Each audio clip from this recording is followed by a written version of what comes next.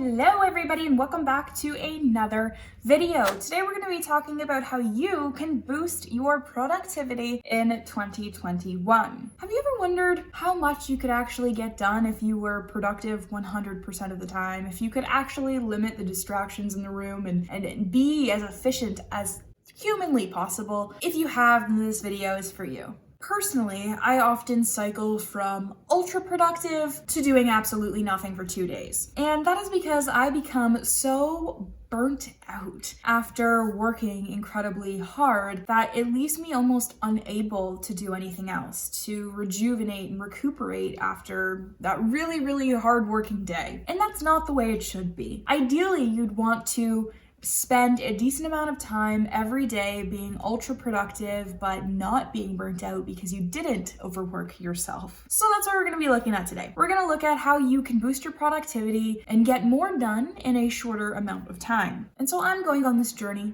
I want to be more productive. I want to get more done without having to wait for my energy bar to replenish. And if you can relate, join me. Come watch the video, watch until the end, and hopefully you can learn with me how we can be ultra productive. I'm going to be highlighting 5 different steps, and to be honest, they're pretty easy. So sit back, relax, and hopefully you and I can be a little bit more productive tomorrow.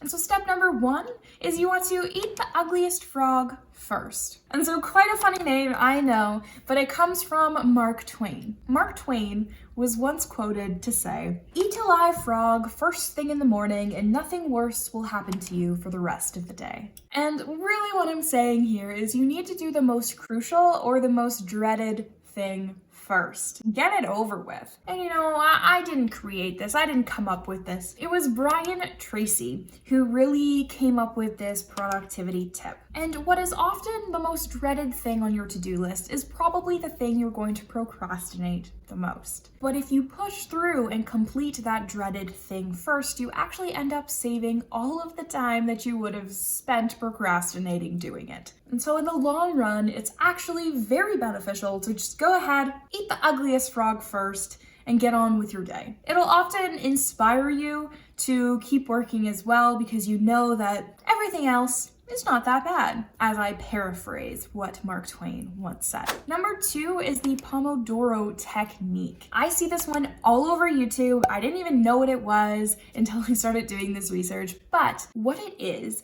that you work in 25-minute increments and then you take a 5-minute break. And so what you want to do is actually set a timer on your phone for 25 minutes, wait for it to go off, and don't look at anything else for that 25 minutes. You got to work extra hard to get your task done in 25 minutes. But once that timer goes off, get up, walk around, stretch, do yoga. I don't care what you do for 5 minutes, but you should get up and get moving because it's going to stimulate blood flow to your body, to your brain, and make sure that you can be ultra productive during the next 25-minute interval. Number 3 is we have the use the 2-minute rule. And so all this one is if a task, if something on your to-do list is going to take 2 minutes or less, just do it now. One of the first people to coin this as a productivity tip was Steve Olenski, and he's known as an influential content strategist. And he believes that you actually save a whole lot of time if you do all the 2-minute tasks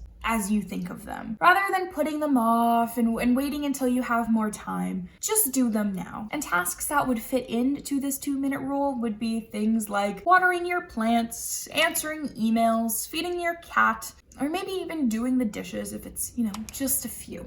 And, intuitively, this makes a lot of sense. A lot of times it takes us time to get into the groove of doing things, right? And so if you're answering emails and then a new one pops up and it would take less than 2 minutes to answer it, but you're thinking, oh, I have to go do this, I'll answer that email tonight, you'd actually save time to do it right away because your headspace is already in the answering email mode and you don't need to get back into the groove. And so essentially what you're doing, if you're following the 2-minute rule, is you're saving the getting into the groove time by just completing the task right away.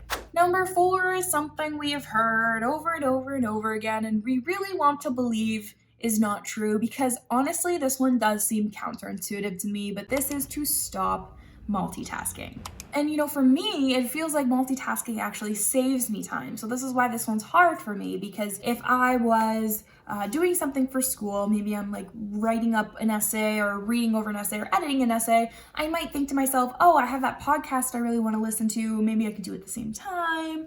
Even listening to music with lyrics is technically multitasking, and I'll get into that in a little bit. And so even though it feels like multitasking is allowing you to get more done in a shorter amount of time, psychologists very much disagree. The reality is that our brain is not built to multitask. It's next to impossible for our brain to do 2 things simultaneously. And so what you end up doing is actually switching between your tasks. And yes, you might get really quick at switching between the 2, but the fact is you are switching and you are taking a little bit longer to, get back in the groove, if we're going to use the point before. And so you do end up wasting time. In fact, studies in multitasking have found that it reduces productivity by as much as 40%, which is shocking to me. And now this is especially true if you're trying to do 2 tasks of the same type. And now what do I mean by type? This goes back to my example of trying to listen to a podcast while trying to write a research paper, or listening to music with lyrics while doing some writing or reading or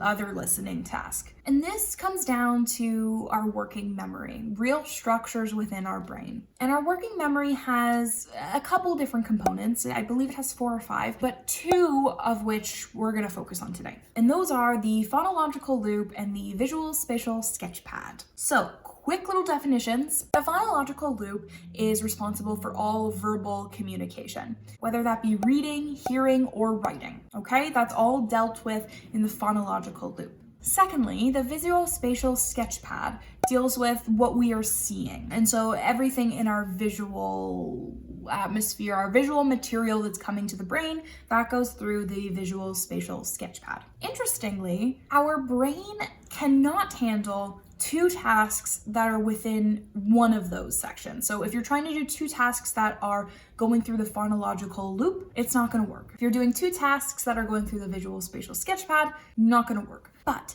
if you're doing 1 phonological loop action or task and you're doing 1 visuospatial sketchpad task, that is okay. Our brain can handle that. So that's something like driving, which would be a visuospatial sketchpad area, and listening to music or listening to a podcast or talking to your companion beside you, which would be a phonological loop task. And this is why if you really like music while you're studying or writing or reading, you should actually be listening to instrumental music, because even if you think that you can read, write, or listen to something while sorry about that. Where was I? So even if you think you can read, listen, or write while you are listening to music with lyrics, your brain is actually having a very hard time, and you're probably not understanding either at the level that you should, at the level that you would want to. And so that's why if you listen to instrumental music, that's totally okay. There's no word-on-word action, and you can actually perform both tasks relatively efficiently. And finally, our last step here to boost our productivity is to work hard, but not long. And so researchers believe that to maintain optimal productivity, you should be working in 90-minute intervals, no more than that. And you should work a lot less than 8 hours a day. A lot less. It was Florida State University that really found this 90-minute number. And they found that professionals or experts in chess, music, or even athletics performed optimally when they worked in 90-minute intervals. And when they worked less than 4.5 hours a day. And I know that is so little. It seems crazy to me because, you know, on my ultra productive days, I'm working like 12, 14, 16 hours. And then, you know, the consequence of that is I do nothing for 2 days. So I would work 4.5 hours a day every day if it meant avoiding all of the lost time that I have when I work, you know, ultra productively. And I don't know if you've heard of, you know, a fellow YouTuber, her name is Cathrin Manning, but she also is trying to work around 5 hours for this year. That's her goal for herself. And when she posted that video, which I will link above, I was shocked,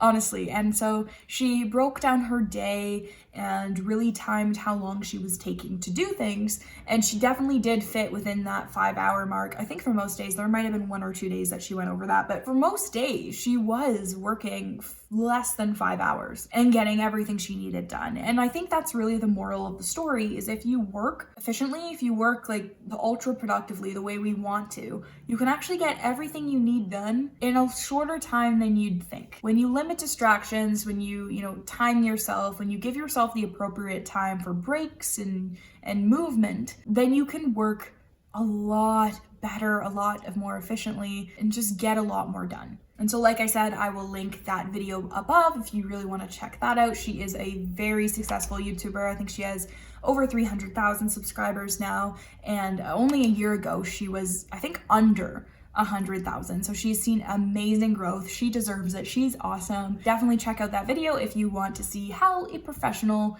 does it.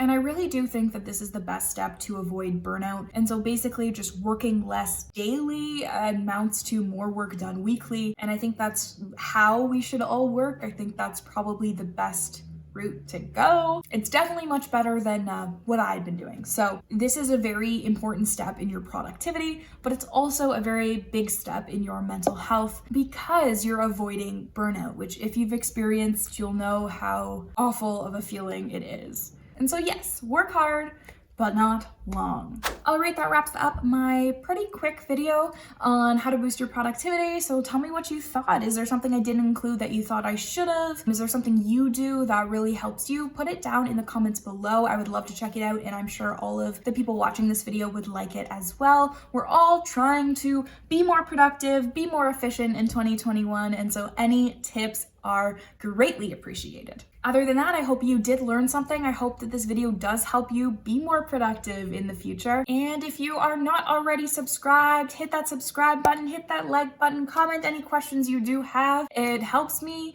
It helps you find my channel again if you are new here. And yes, stay safe, stay happy. I will see you again next Monday.